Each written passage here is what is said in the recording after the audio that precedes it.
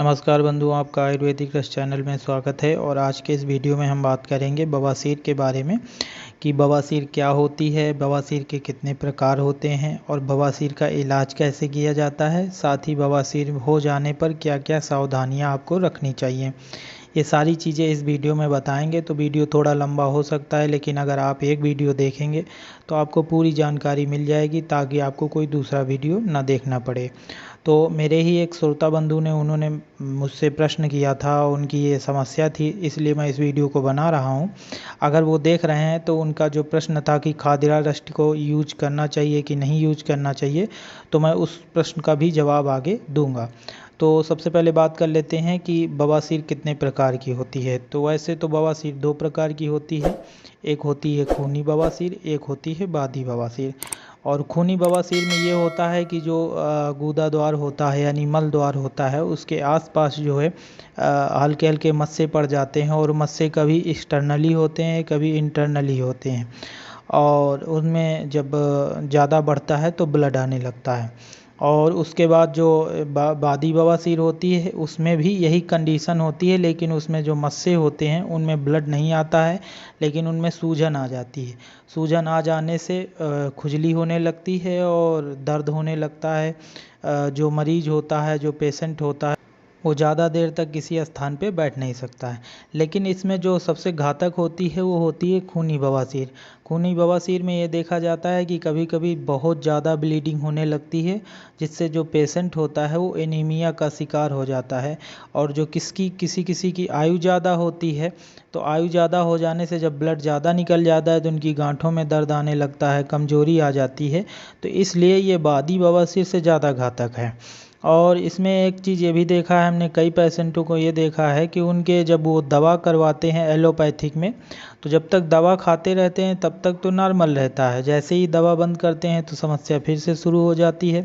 उसके बाद जब वो डॉक्टरों से परामर्श लेते हैं तो डॉक्टर उस ऑपरेशन को कहते हैं। तो ऑपरेशन हो जाने के बाद भी मैंने देखा है कि 2 से 3 साल तक तो सब सही रहता है, उसके बाद फिर से वही व्यवस्था शुरू हो जाती है। तो ये तो इसके प्रकार थे। इसके बाद आप जान लेते हैं कि बवासीर के होने के कारण क्या हैं, किन कारणों से बवासीर होता है। जो अगला कारण है वो कब्ज है। मैं हर वीडियो में यही कहता हूँ कि जो आयुर्वेद की नज़र से देखा जाए तो 70 से 80% जो भी रोग होते हैं वो आपकी पेट की खराबी की वजह से होते हैं। होता क्या है कि जैसे मान लीजिए आपका पेट ज़्यादा दिन तक खराब रहता है तो बवासीर की समस्याएं होना आम है। जब आपके कब्ज वाली शिकायत होती है, उसके लिए मैंने एक वीडियो बनाया है कि उसमें कैसे कारण, क्या लक्षण और क्या उपाय होते हैं, क्या इलाज है, सारी डिटेल मैं उस वीडियो में बताया हूँ। तो लिंक उसका डिस्क्रिप्शन में दे दूँगा, आप जाके उसको देख सकते हैं अगर कब्ज की शिकायत है तो। और उसमें क्या होता है कि अब मल जो होता है वो आपकी आंतों में चिपकने लगता है, यानी पूरी तरह से साफ़ नहीं होता है। और धीरे धीरे ये मल जो जब ज़्यादा इकट्ठा होने लगता है तो ये सड़ने लगता है। इससे क्या होता है, जो आपका रक्त संचार है वो डाउन हो जाता है, और जो आपके मल द्वार की आसपास की नसें होती हैं वो कमज़ोर होने लगती हैं, क्योंकि उसमें ब्लड सर्कुलर जो है डाउन हो जाता है। फिर इससे उसमें सूजन आ जाती है, और सूजन आ जाती है तो फिर ये बवासीर का रूप ले लेता है। तो ये सबसे बड़ा कारण है बवासीर का। इसलिए मैं हर वीडियो में यही बात कहता हूँ कि आप अपने पेट को सही रखें तो आप 50 से 60% बीमारियों को ऐसे ही ख़त्म कर सकते हैं, आपके अगल बगल आएंगी ही नहीं। इसके बाद जो दूसरा इसी से जुड़ा कारण है कि आप जल्दी जल्दी खाना खाते हैं। मैंने कई लोगों को देखा है कि वो बहुत जल्दी जल्दी खाना खाने की कोशिश करते हैं। तो जब आप जल्दी जल्दी खाना खाएंगे, चबा चबा के नहीं खाएंगे, तो यही कंडीशन होगी, क्योंकि वो फिर ज़्यादा देर तक पचने में उसको समय लगेगा, और पता नहीं कि वो पच पाए कि ना पच पाए, आप नेक्स्ट टाइम फिर से खाना खा लें। तो फिर यही होगा कि वो जब पूरा पचेगा नहीं तो निकलेगा नहीं, वो आपकी आंतों में चिपकना शुरू हो जाएगा।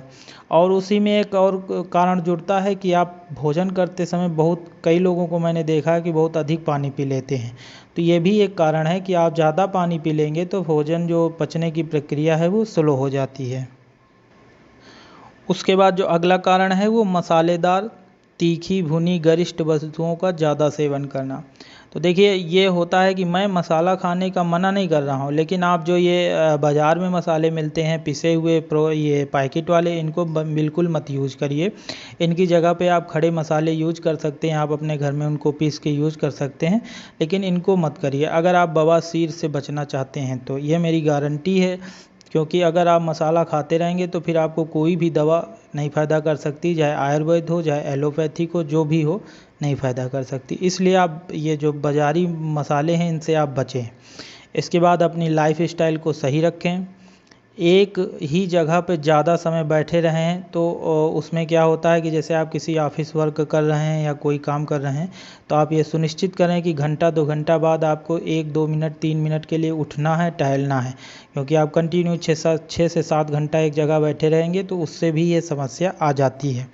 और उसके बाद एक कारण ये देखा गया है कि बहुत लोग पानी पीने में आलस्य करते हैं, मतलब एक स्वस्थ आदमी को 3 से 4 लीटर या 2 से 3 लीटर का औसतन कम से कम 2.5 से एबव पीना चाहिए, लेकिन उसमें भी वो कंजूसी कर देते हैं और पीते नहीं। तो ये सारी समस्या, इससे आपका जो आंतों का लुब्रिकेशन होता है, यानी आपकी आंतें सूखने लगती हैं और आपका जो मल है वो कड़ा हो जाता है, जिससे आप शौच के समय जाते हैं तो ज़्यादा जोर लगाते हैं और उससे आंतों पे जोर पड़ता है और आंतें कमज़ोर हो जाती हैं, जिससे ये आपकी आंतों में सूजन आ जाता है और बवासीर की समस्या शुरू हो जाती है।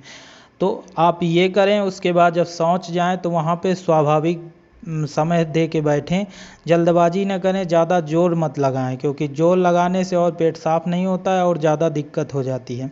इसलिए ये भी इसका एक कारण है। उसके बाद जो आगे है कि मोटापा का अधिक होना। जब आपके पेट का वज़न जो है ज़्यादा हो जाता है तो इसका प्रभाव आपके मलद्वार की नसों पे पड़ता है और फिर नसें कमज़ोर होने लगती हैं, जिससे ये बवासीर की समस्या हो जाती है।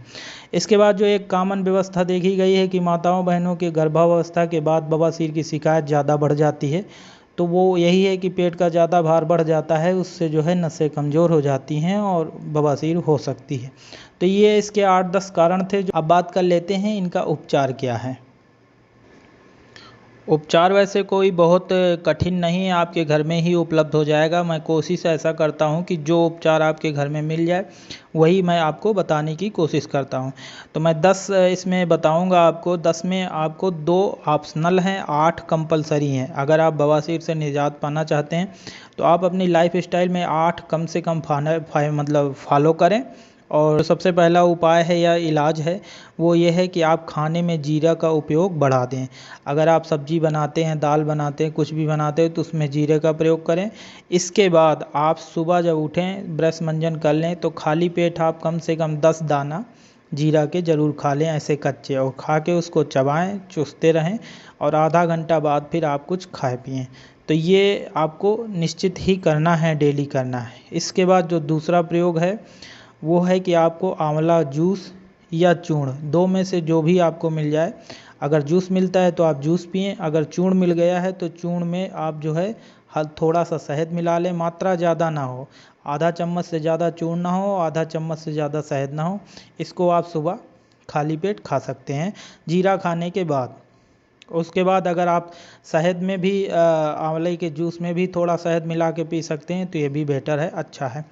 उसके बाद अगला जो आपको करना है ये है कि आपको रात को त्रिफला को गर्म गुनगुने पानी में लेना है, 2 से 3 ग्राम। ये आपको कंटिन्यू करना है खाने के बाद। त्रिफला खाने से आपको जो ये कब्ज वाली शिकायत होती है धीरे धीरे कम होने लगेगी। इसके बाद आपको जो अगला प्रयोग करना है वो ये करना है कि आपको 1 से 2 लीटर छाछ ले लेना है। दिन में इसको यूज करना है, क्योंकि अब ठंडियाँ आ रही हैं तो ठंडी में आप रात को यूज करने से अवॉइड करें।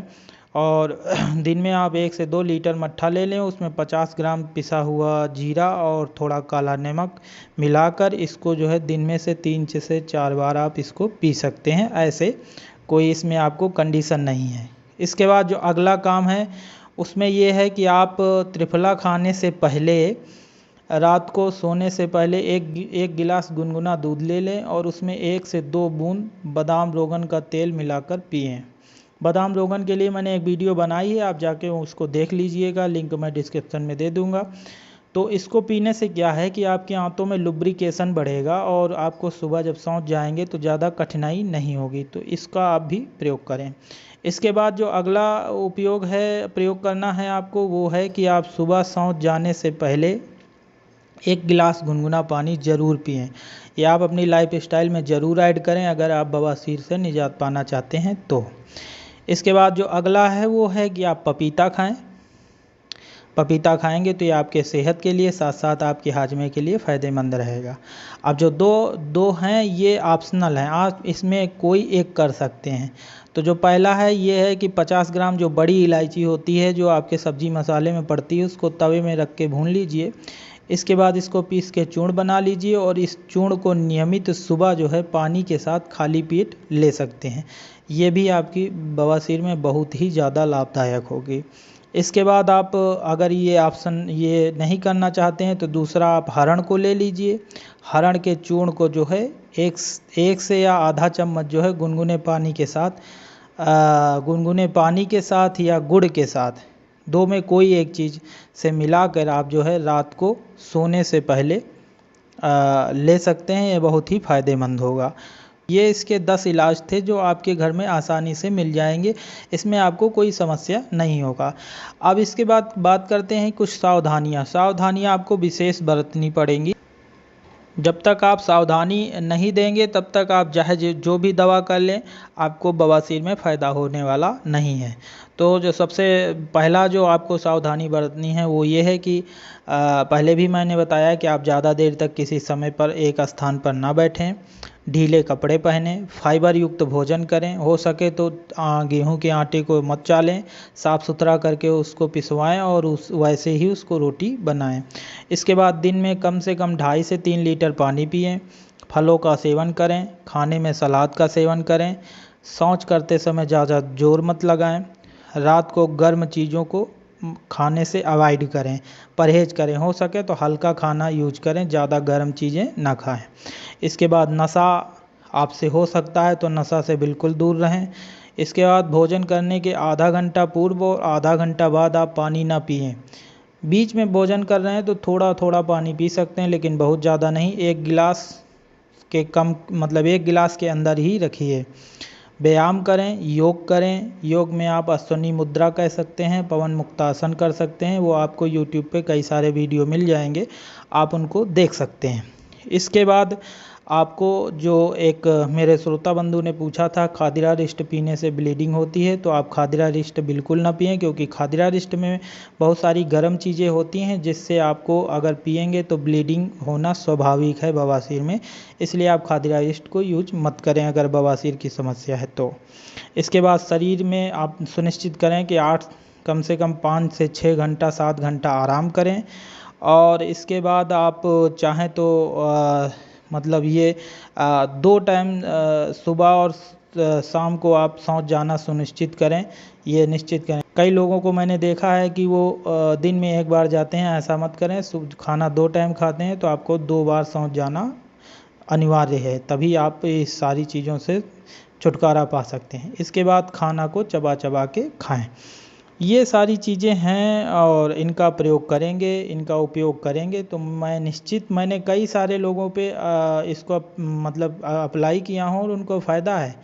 ऐसा कोई नहीं है कि मैं जो बात बता रहा हूँ इसको मैं ऐसे पहली बार बता रहा हूँ, तो इसलिए आप इन सारी चीज़ों को पूरी तरह से फॉलो करें और हमें बताएं कमेंट में कि आपको लाभ हो रहा है कि नहीं हो रहा है, या फिर अगर आप कोई और समस्या से ग्रसित हैं तो हमें कमेंट करें, मैं उसका रिप्लाई तुरंत देता हूँ।